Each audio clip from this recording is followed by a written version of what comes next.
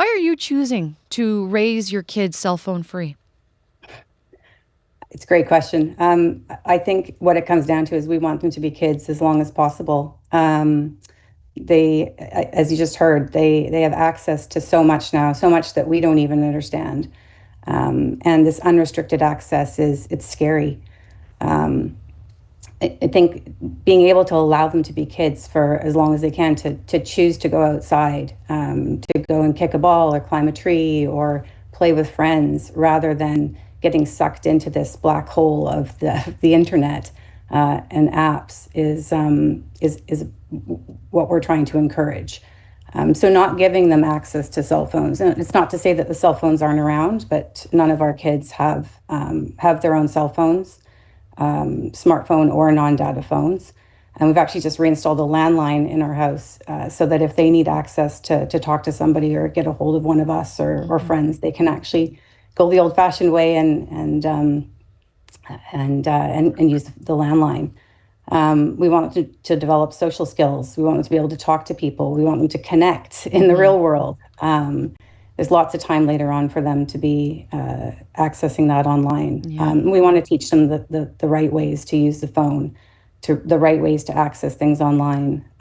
It's so hard right now to know how to keep them safe. There's so much online that we don't even understand. And this technology is not just it's not just everywhere, but it's so addictive as well. Kendra, by the way, how old are your kids? My youngest is 7, just turned 7, and then I have a 10-year-old and a 12-year-old. So 12-year-old's on the verge of being a teen, and of course, this conversation's coming up on a regular basis now. Because a lot of his friends have cell phones, and not just cell phones, but data packages and iPhones and the whole lot. Yeah, and So I was going to ask you about that, but because with kids, when they find out that their friends have, certain gadgets or are doing certain things, they usually ask, well, why can't I have that too? So when you yeah, had to explain to your kids that they were not going to have a cell phone, what was their reaction to that? it's never really been it's never been a part of what they've had at home anyway. So I think that the older child is now starting to ask more frequently. He wants more independence. That's obviously a big thing too. I totally understand the want and the need, particularly from parents who, their kids are walking home from school or they're going to activities on the bus on their own and having the ability to connect with them.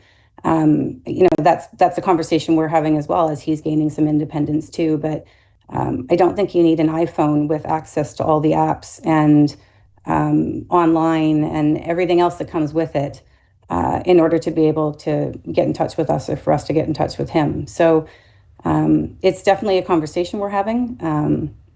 I don't think at this point it's much to his disappointment. Maybe he's not going to get an iPhone. There's a huge cost to it as well, but the bigger thing for us is just once you give them access, it's really hard, even with all the restrictions, to actually keep them safe, to know who they're talking to know what they're looking at, to know what content is coming up.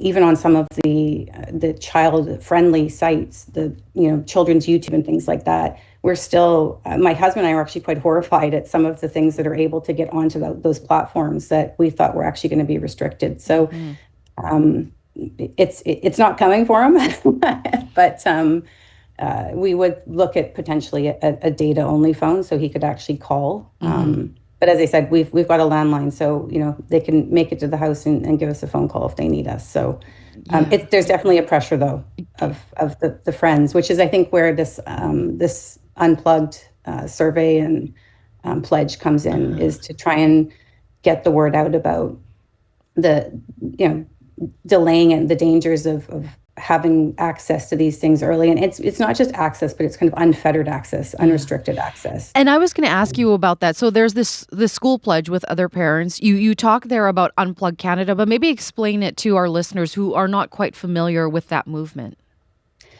Yeah, so a few years ago in the school, kids were allowed to have their cell phones. They were able to have them out during the day. I mean, we're talking kids as young as 5, like kindergartners. You used to see the kids playing together on the playground in the morning, and that was replaced in large part by kids sitting in groups with their heads in their own phones. not talking to each other, but actually talking to each other, but through their phones, and other people. And there was a large number of people at the school, parents at the school, that were really concerned about that. There was bullying happening during the day on the phones. And actually, in a great move in 2024, September 2024, the school district actually banned cell phones bell to bell, which was a great start. But the kids arrive early from school, early before school, and then they're around after school. So the cell phones are still really prominent.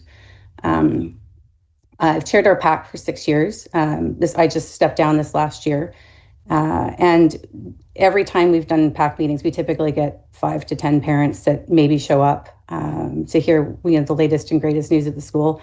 But the only times we get huge outpourings of parents is when we're talking about online safety. And even in our most recent meeting in February, we had Unplugged Canada come and do a session for parents, and it was eye-opening for a lot of people. And we got 60 plus parents, and a lot of them signed the petition or signed this pledge right after, once they heard the stats of kids being online and the use of sort of unfettered access to cell phones.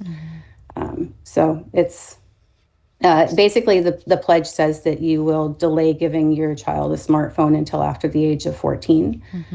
There's a separate pledge online or petition online to try and make the federal government raise the age of access to social media platforms until the age of 16.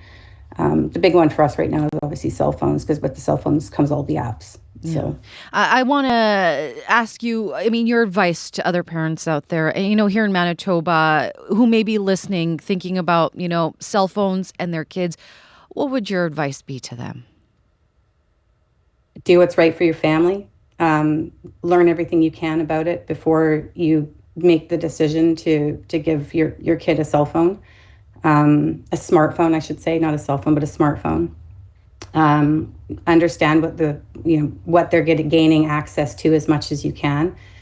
For us, it's not about giving advice to others. It's more just about understanding what options you have. Our options, we're trying to raise our kids with that main goal we started with, which is to give them the ability to go outside and make good choices for themselves.